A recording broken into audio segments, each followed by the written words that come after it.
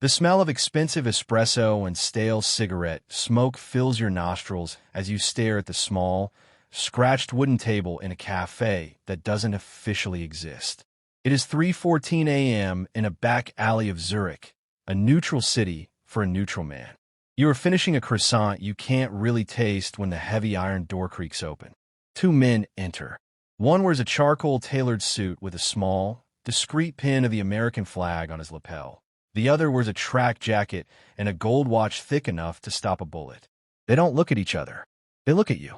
You're the only person in the world who can put these two in the same room without a war starting before the coffee gets cold. You take a slow sip of your drink, feeling the weight of the burner phone in your pocket. This is your life. You are the shadow bridge between the Central Intelligence Agency and the Commission of the Five Families. You are the man who ensures that when the government needs a problem to disappear and the mob needs a federal investigation to stall, the gears of the world keep turning without grinding each other to dust. The man in the suit, a deputy director named Miller, sits down first. He doesn't offer a hand. The man in the track jacket, a high-ranking underboss known simply as Lorenzo, sits opposite him.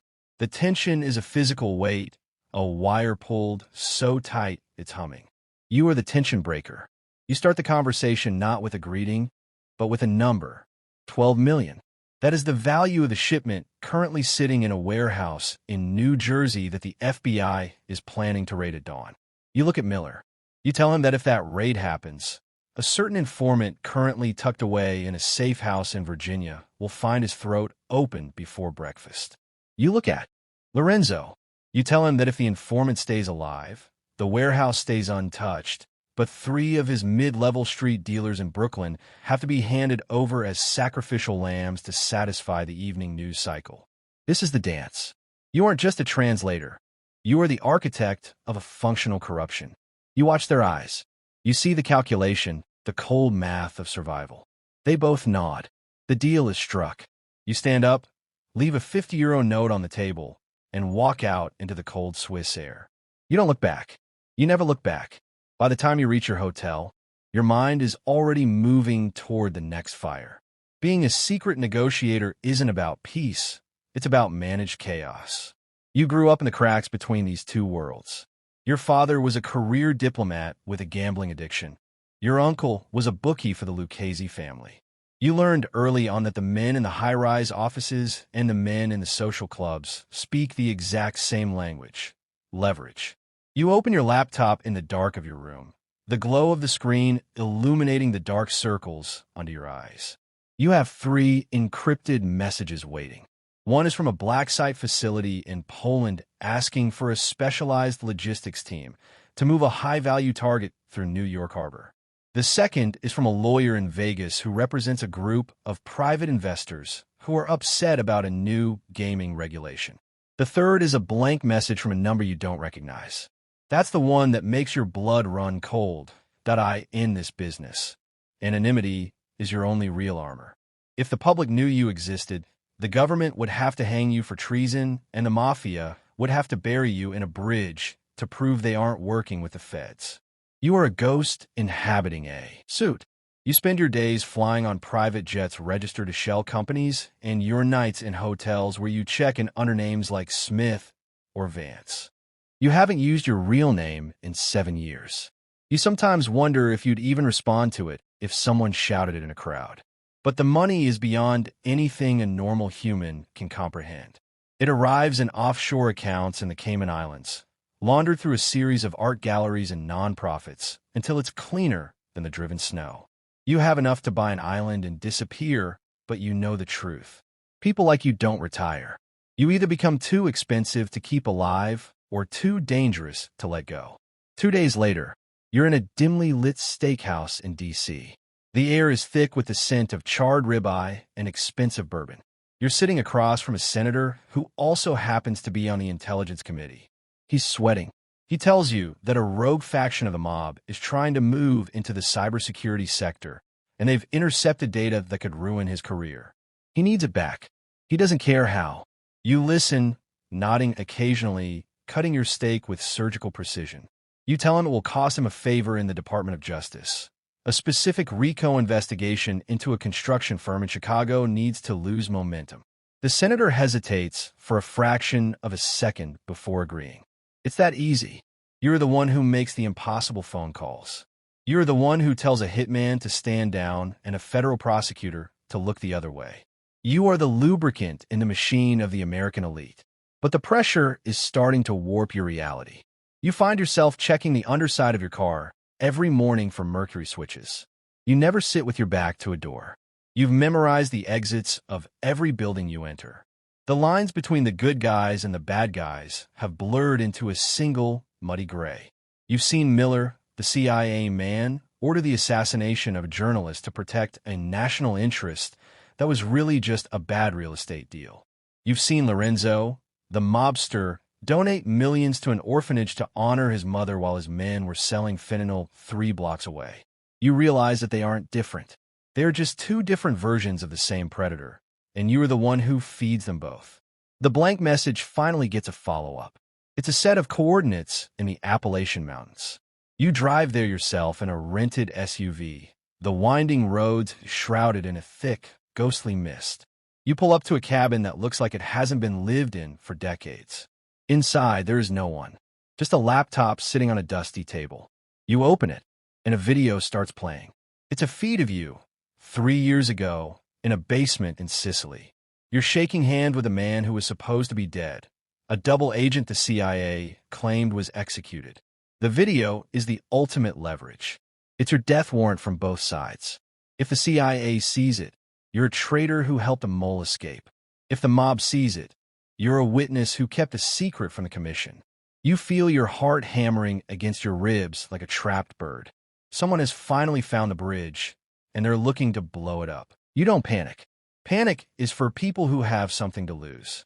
You realize that the only way out of a trap is to make the trap more dangerous for the person who set it. You spend the next 48 hours on your phone, making calls that should never be made.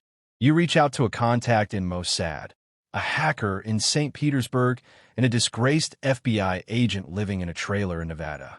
You begin to stitch together a narrative of your own. You leak a small, controlled piece of information to Miller, just enough to make him think Lorenzo is planning to flip. You tell Lorenzo that Miller is preparing a secret indictment that includes his entire family. You start the fire.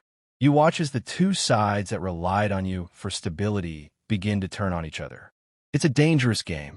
You're standing in the middle of a gasoline-soaked room with a single match, and you're waiting for the right moment to strike it. The calls start coming in fast now. Miller is screaming about a breach in protocol. Lorenzo is making veiled threats about your health and longevity. You stay calm. You tell them both that you've arranged a final meeting to clear everything up. You tell them to meet at a private hangar in Teterboro Airport at midnight. You tell them to come alone, knowing they'll both bring a small army of shadows. You arrive early. You sit in the cockpit of a Gulfstream, watching the black SUVs roll in from different directions. You see the tactical teams moving in the darkness, the glint of night vision goggles, the suppressed rifles. You realize that you aren't just a negotiator anymore. You are a catalyst. As the 2 groups converge in the center of the hangar, the air feels electric. Miller and Lorenzo face off, their men fanning out behind them. They start talking, then shouting. They realize they've both been played, but they don't know by whom. They look toward the plane, toward where you're supposed to be. But you aren't there. You've already slipped out the back, moving through the shadows you know so well. You've left a gift on the table in the hangar, a folder containing the names, bank accounts, and dirty secrets of every major player in both organizations. It's a mutually assured destruction packet. If anything happens to you, the folder goes live to every major news outlet on the planet. You drive away from the airport, the sound of sirens beginning to wail in the distance. You know the meeting didn't end in a handshake. You've broken the bridge, but in doing so, you've made yourself the most hunted man on the continent. Your phone pings. It's a notification that your primary account has been frozen. Then another. Your secondary account in Zurich is gone. They're erasing you. You pull over to the side of a deserted road and throw your phone into a ravine. You look at your hands. They're steady. You have no money, no name, and two of the most powerful organizations on Earth want your head on a spike. But for the first time in a decade, you aren't a tool for someone else's power. You walk toward a small gas station, the neon light flickering in the dark. You see a beat-up sedan with the keys left in the ignition. You get in. You start the engine. You don't have a destination, but you have the one thing that neither Miller nor Lorenzo will ever understand: the knowledge of how the world actually works. You know where the bodies are buried because you provided the shovels. You know where the money is hidden because you opened the vaults. You aren't a negotiator anymore. You are a threat. And as you drive into the sunrise, you realize that the system didn't just use you. It created you. You are the shadow that they can't catch, the secret that they can't tell. The war is just beginning, and you're the only one who knows the final score. The road stretches out before you, a long ribbon of black asphalt disappearing into the gray morning light. You know they're looking for you. You can almost feel the satellites shifting, the facial recognition software scanning every toll booth, the whispers in the dark corners of the internet. But you also know their weaknesses. You know that Miller's wife has an offshore account he doesn't know about. You know that Lorenzo's youngest son wants to be a painter and hates the smell of blood. You have the keys to their lives, and they only have a ghost. You stop at a diner 3 states away. You sit at the counter and order a black coffee. The waitress asks for a name for the order. You look at her, a small, tired smile touching your lips. Nobody, you say. She shrugs and writes it down. You drink your coffee, watching the people around you. People who have no idea how close the world comes to ending every single night. You are the reason they sleep soundly. You are the monster that keeps the other monsters in line. And even though you're running, even though you're a dead man walking, you've never felt more alive. The phone on the wall of the diner starts ringing. No one picks it up. It rings and rings, a persistent, lonely sound in the quiet room. You know it's for you. You don't move. You just finish your coffee and wait for the next move in a game that never truly ends.